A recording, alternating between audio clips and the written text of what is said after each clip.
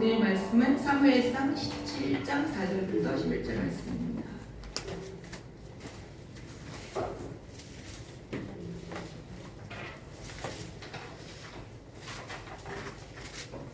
사무엘상 4장 11절까지 교독하시겠습니다.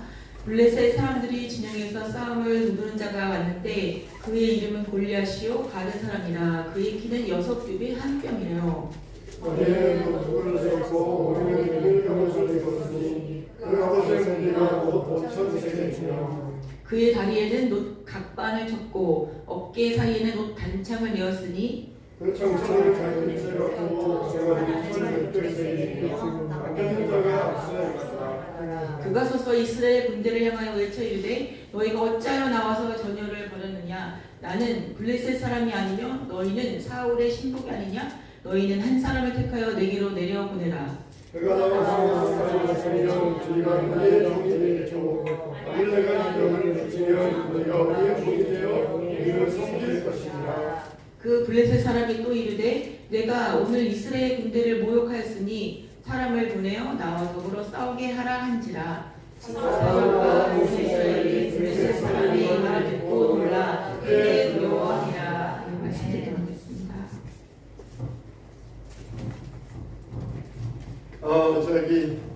여러분도 뉴스에서 보셨겠지만은 그 아마존의 기적이라고 하는 뉴스가 있어요. 그 뉴스의 내용은 뭐냐면은 부모님과 함께 비행기를 타고 이 들어간 어린아이가 4명 있었는데 그 비행기가 경비행기가 아마존에 추락을 하고 말았어요. 날아가다가 추락을 하니까 엄마 돌아가시고 아빠 돌아가시고 그리고 조종사 어른들은 다 죽었어요. 근데 4명의 어린아이가 있었어요. 13살, 10살, 7살. 그 당시에는 11개월 된 아이, 4명의 어린아이가 있었는데 이 4명의 아이들은 다 살았어요. 높은 데서 떨어진다든지 교통사고 나면은 어른들은 다치는데 아이들은 아직 뼈가 연하니까 아이들은 잘 다치지 않고 그리고 사는 경우들이 많아요. 그러니까 비행기가 똑같이 떨어졌는데 어른들은 다 죽었는데 아이들 3명은 다 살았어요. 근데 아무리 수색해도 군인들, 경찰들이 또 비행기 동원해 수색해도 아이들을 못 찾는 것이에요. 그래서 이제는 아이들이 죽은 모양이다 하고 포기하고 있는데 어느 날 아이들 젖병, 또 먹던 음식 가루, 음식의 흔적들 그걸 발견하고는 틀림없이 아이들이 살아있다 그래가지고는 수색에 박차를 가해가지고는 거기에서 40일 만에 아이들을 발견했어요. 놀라운 이건 기적이라는 거예요.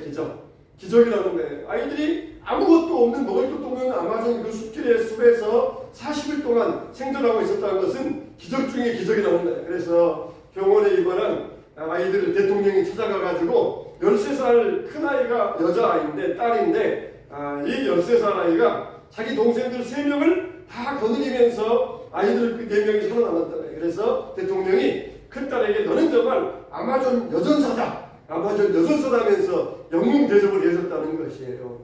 그러니까 참 이 13살짜리 어린아이가 뭘 알겠어요. 근데 평상시에 그 어머니가 숲에 다니면서 숲에 대한 지식도 가르쳐주고 생존에 대한 지식도 가르쳐주고 그런 지식들을 배웠던 것이에요. 만일 이 서양의 어린아이라든지 우리가 한국의 어린아이들이 아마존에서 실종되었다 그러면은 아마 다 죽었을 것이다. 그런 말을 합니다.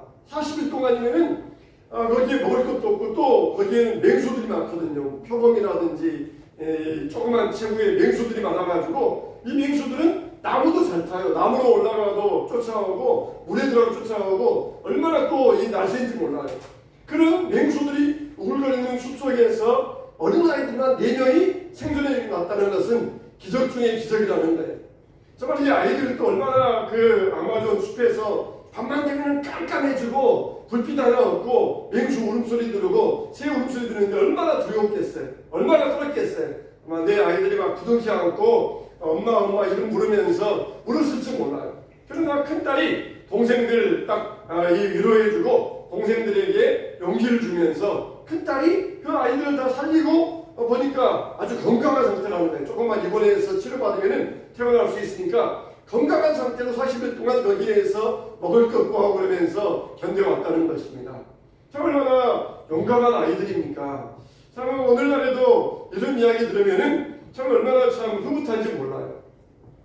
여러분, 우리가 성경에 나오는 이 다윗과 골리앗의 싸움이라는 말이 있잖아요. 근데 이 다윗은 아직 소년이었다.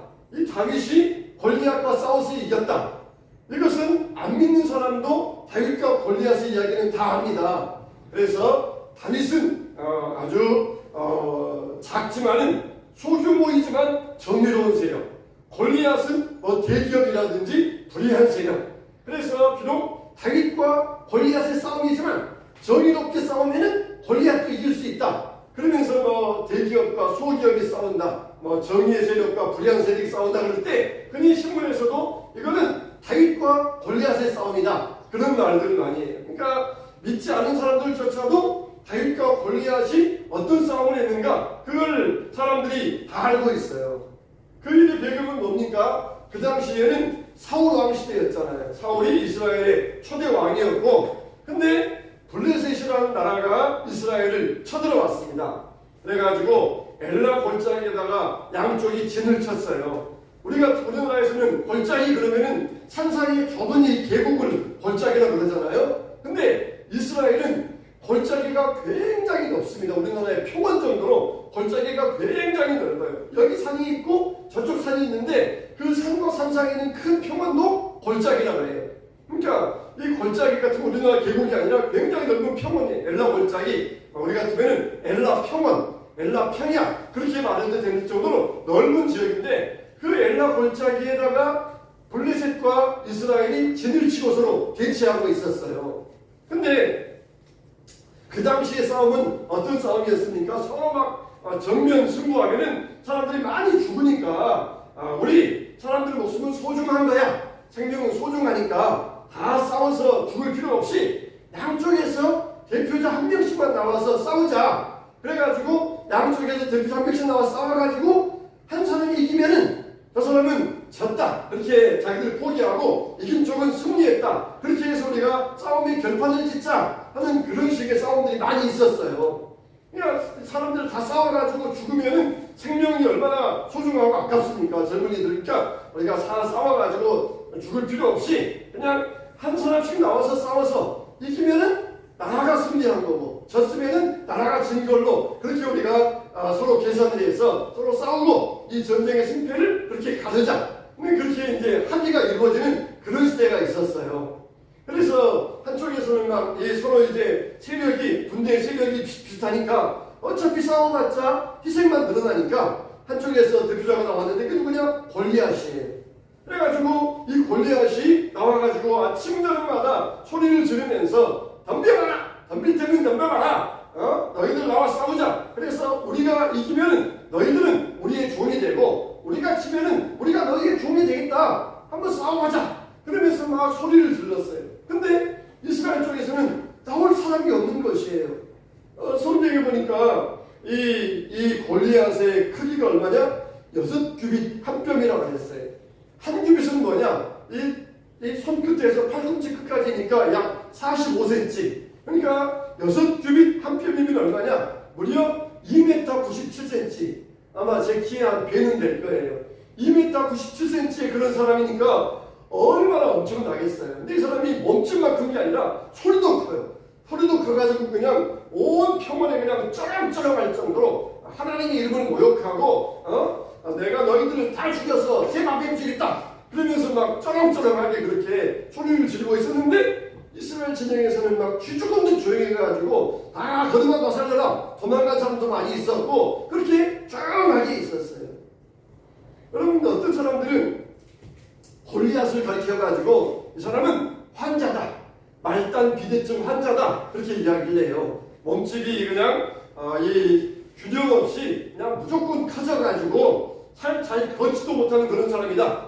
그래서 여러분 영화 같은 데 보면은 거인 나오잖아요. 그러면은 아주 눈과 코와 입과 턱이 아주 괴상합니다. 턱도 그냥 이렇게 그냥 길게 돼 있고 코도 크게 돼 있고, 이게 이제 거인증에 걸린 그런 사람들의 모습이에요. 또 이 거인증 골리증에 걸린 사람들은 어떤 이 부작용이 있냐면은 이 뇌하수체가 막 분비되어 가지고 이 눈의 시신경을 눌러요. 그러니까 복시가 생겨가지고 물체가 두 개로 보입니다.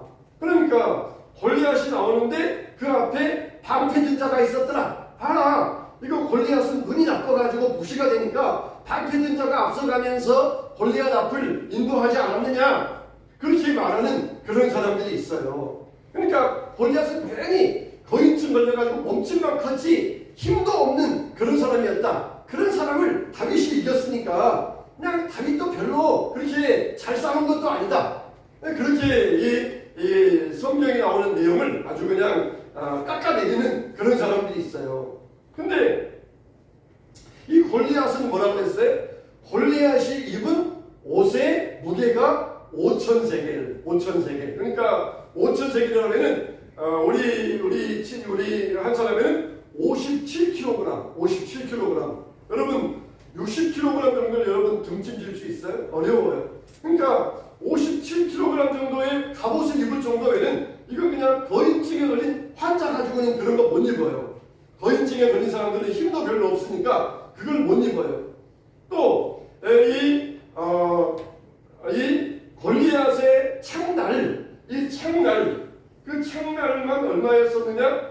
우리 계산으로 600세겔 7kg의 창날만 7kg이에요. 7kg짜리 한 손으로 들 수 있어요? 그러니까 골리앗은 거인증 걸린 비대증 환자가 아니라 실제적으로 몸집이 크고 아주 뛰어난 이 용사였다는 것이에요. 그를 어디에서 알 수 있느냐? 이 나라의 대표자로 나와가지고 싸움을 도두었다고 그랬어요. 4절에 보니까 골리앗 사람들의 진영에서 싸움을 도두는 자가 왔는데 그 사람은 골리앗이요. 싸움을 도두는 자가 왔다. 모든 군인 중에서 잘 싸우는 사람을 대표자로 보냈다는 거예요. 이걸 영어로는 뭐냐? 챔피언이라고 해요. 나라 그 군대 중에서 제일 고르고 골라가지고 제일 싸움을 잘하는 사람 한 사람을 내보냈는데 그게 바로 싸움을 도두는 자, 군인의 대표자, 챔피언을 보냈다는 거예요. 챔피언. 자기 군인들 중에서 제일 잘 싸우는 용맹한 사람, 챔피언을 내보냈다는 거예요. 그러니까 몸집만 컸지 비대증 환자 내보냈다가 이거 저쪽에서 그냥 나와가지고 싸워서 그냥 피 쓰러지면은 얼마나 창피하겠어요. 그러니까 실제적으로 잘 싸우는 챔피언을 내보내가지고 그 싸움을 도두었다는 것이에요. 근데 이렇게 골리앗은 굉장히 싸움의 준비가 잘 된 사람이었고, 반면에 저쪽에서 나온 다윗은 갑옷도 입지 아니하고 평범한 목돈이었어요. 다윗이 우리가 아는 것처럼 싸움의 결론 아는 것처럼 물맷돌 돌려가지고 골리앗을 이겼잖아요. 그때 다윗은 어떠했습니까? 우리는 네가 모욕하는 하나님의 이름으로 나온다. 너는 칼과 단창을 믿지만 우리는 하나님의 이름을 가지고 나왔다. 그러면서 골리앗을 이겼잖아요. 그러니까 아무리 다윗이 물맷돌 잘 걸렸어도 다윗은 실제적으로 어땠다는 거예요? 하나님의 도우심을 입었다는 것이에요. 하나님의 도우심을 가지고 이 싸움에서 이길 수 있었다는 것이에요.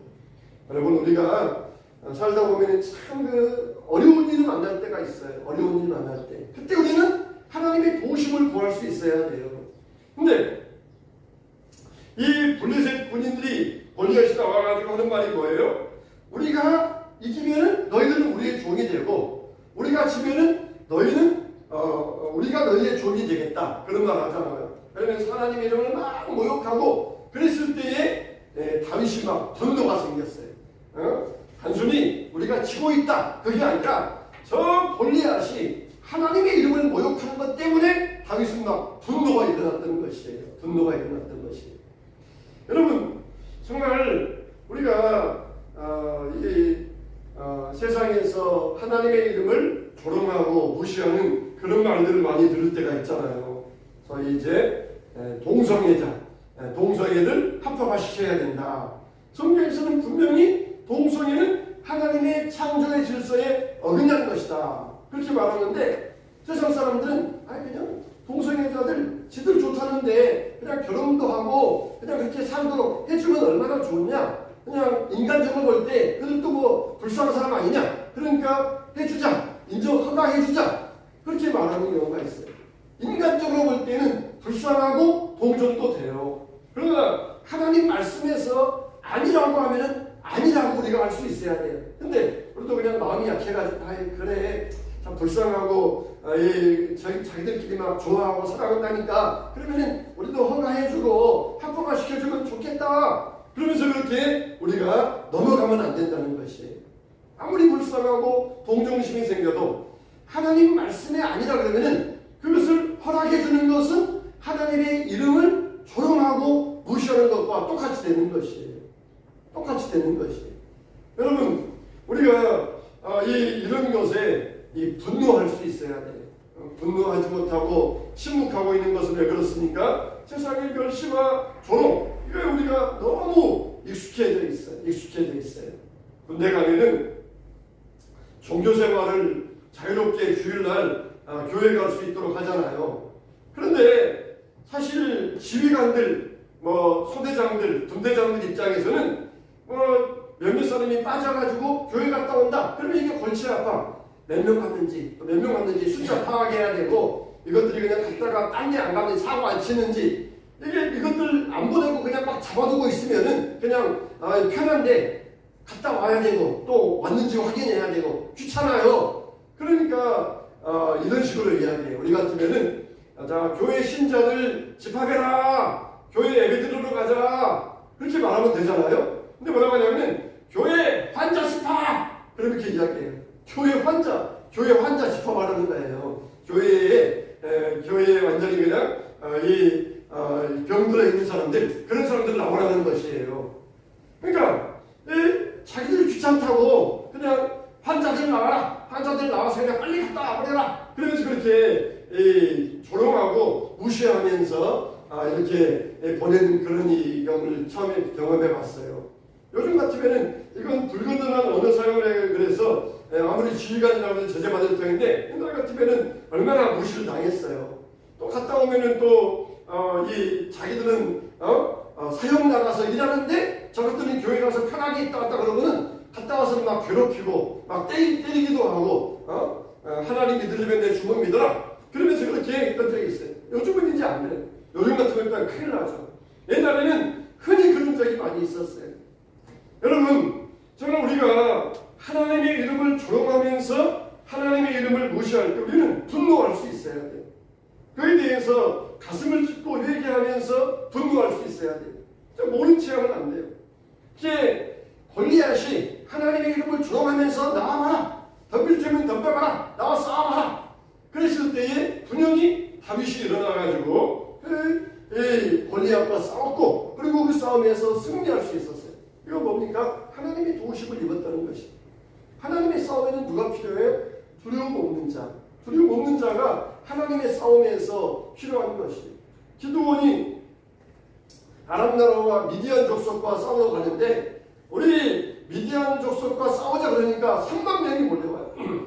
3만 명이 몰려와가지고 미디안 족속과 싸우겠다는 거예요. 미디안 족속은 지금 12만 명인데 3만 명 몰려왔으니까 얼마나 작아요? 4대 2잖아요.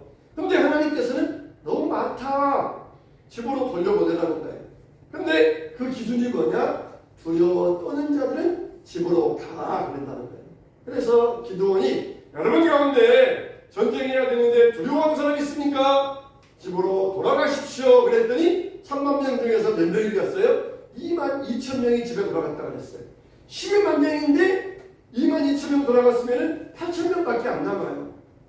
여러분, 하나님의 일에서 기준은 뭐냐? 두려워 떨지 말아야 된다는 거예요. 하나님은 항상 우리에게 두려워 말라, 담대하라, 강하라, 날마다 성경에 보면은 365번 두려워 말라 우리에게 말씀하고 있잖아요.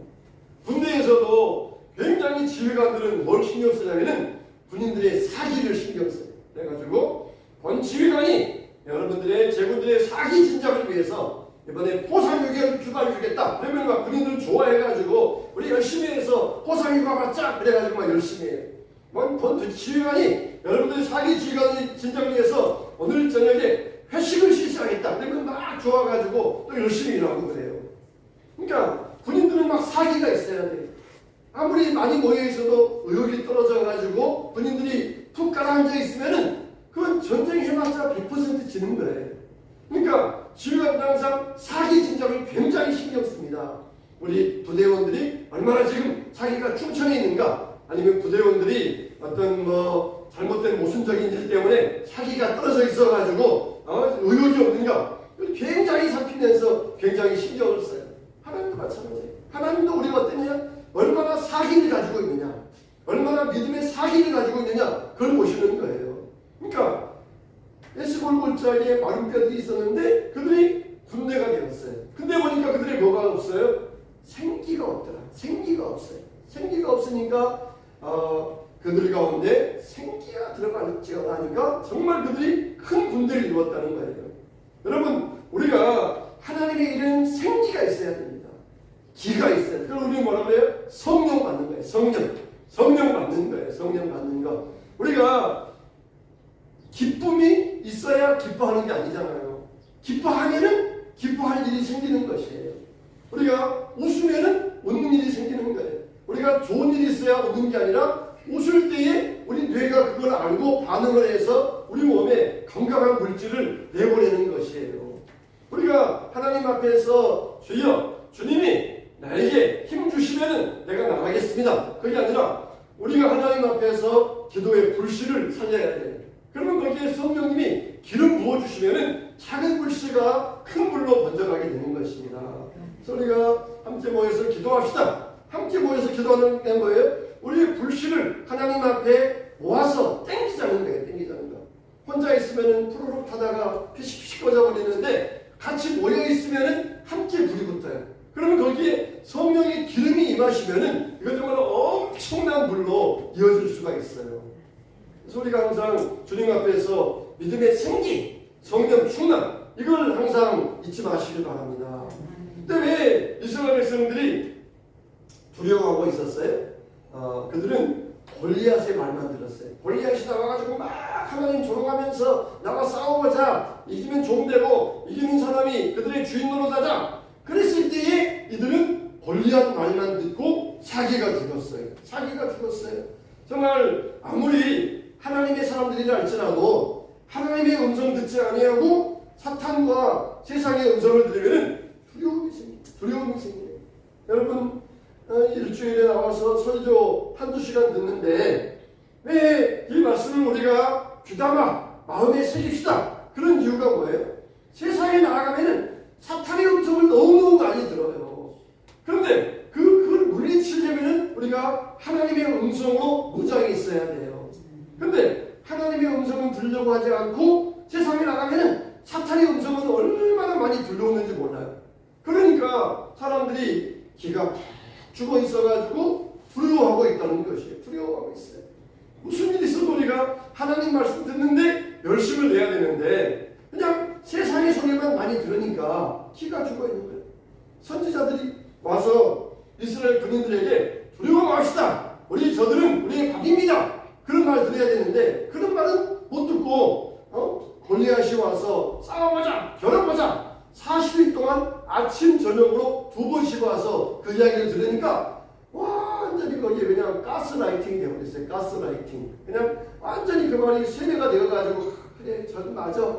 정말 우리의 도우시는 하나님은 없어. 저들은 우리보다 그래도 강한데 우리는 저들을 이길 수 없어. 완전히 이게 머리에 박혀가지고는 다 그냥 자기가 땅에 떨어져 있었던 것이에요.